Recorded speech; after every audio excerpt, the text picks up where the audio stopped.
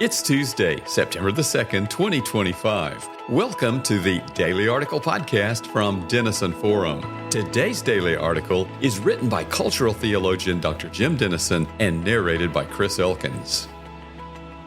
The best-selling author and speaker Jen Hatmaker headlined women's events and conferences and was profiled in Christianity Today. She and her husband founded a church in Austin. Their family was featured in an HGTV series. In 2020, she announced that she and her husband were divorcing. In May 2021, she stopped attending church services. She has now written a memoir of her experience titled Awake and has been interviewed by the New York Times and Time. In Time, she said, "I'm out of the church right now. I don't know that I will ever go back, and I don't know that I will never go back. I grew up under the steeples. My dad was a pastor. I married one, and I have always been a part of the machine. I was a leader. I was an organizer. I was a pastor. I don't even know what church could or would be for me just as a person. My lifelong exposure has left me in a place where I know too much. I have been a part of the problem, so I need a break from the machine." End quote. I've never met Jen Hatmaker and cannot imagine her pain of recent years. But if I had a relationship by which to speak to her about it, I would think with her about her statement, "I don't even know what church could or would be for me just as a person." As emphatically as possible, I would suggest that the only way to find out is to try. If she chooses to stay away from the church, she obviously will not experience how Jesus can work through his body to heal and redeem her suffering, referencing 1 Corinthians 12, verse 27. This issue is much larger than Jen Hatmaker's story.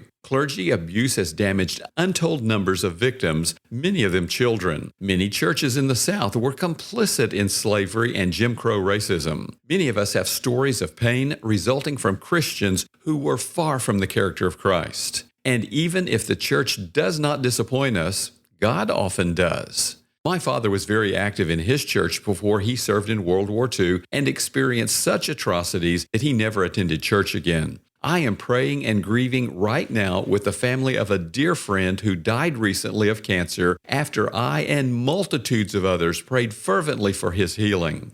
I am praying and grieving for another dear friend whose cancer has come back despite my fervent intercession for him. I wrote yesterday that trusting God in such times positions us to experience his best in response. But there's more to say here.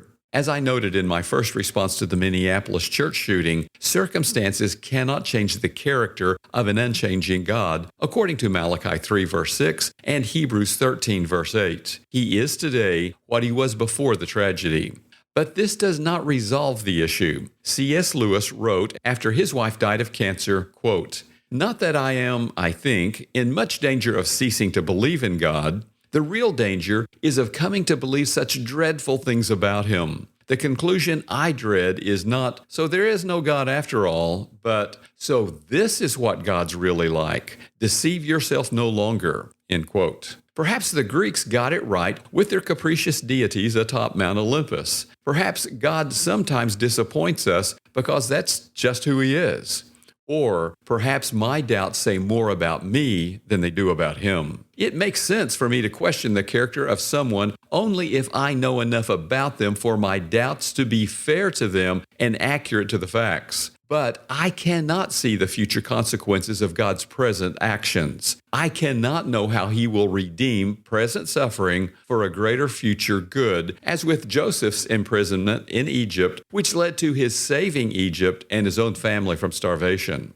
Nor can I know how he is redeeming present suffering in my life, as with Paul's thorn in the flesh, that led the apostle to trust God on a deeper level than ever before, and then testify in 2 Corinthians 12, verse 10, "When I am weak, then I am strong." And doubting God when he disappoints me can only lead to further disappointment and further doubt because I refuse to allow him to work in my life and then blame him when he does not. Conversely, trusting God even when he disappoints us moves our faith from a transactional religion to a transformational relationship. We all want the latter and would probably say this is how we relate to God. But if we turn from him when he does not do what we want, we discover that the former was actually the case. Choosing to trust him when we don't understand him shows that our trust is not based on our circumstances, and this positions us to experience him on a level that changes our lives. I can offer 3 ways this has been true for me personally. First, when we trust God with our pain, we can experience his presence and comfort on a level we could not before the suffering came. When I was a summer missionary in East Malaysia many years ago, I experienced a deeper loneliness than I have ever felt before or since. But when I turned to God in my darkest hours, I felt his presence at a depth that marked my soul. Second, when we trust God with our pain, he can use us in ways he could not before the suffering came. When our son and grandson were diagnosed with cancer, cancer survivors ministered to us as others could not. As Henry Nouwen noted, wounded people can be wounded healers. Third, when we trust God with our pain, he can use our suffering to guide us into his purpose in ways he could not before the suffering came. My back challenges of recent years have led me to focus more on writing than ever before, a season of my work in which I am finding great fulfillment and joy. As Michel Quast notes, God often leads us through our limitations. None of this makes pain less painful, but if you're in such a season, perhaps I can encourage you to believe that there is more to your story with God than you can know today. The greater the pain, the more we need a physician. The harder it is to trust our Father, the more we need to trust our Father. And a relationship with God that transcends feelings and circumstances shows the world that such faith is real and relevant, displaying the light of Christ in the darkest of days. In the Screwtape Letters, C.S. Lewis notes that Satan's quote, cause is never in more danger than when a human, no longer desiring, but still intending to do God's will, looks round upon a universe from which every trace of him seems to have vanished and asks why he has been forsaken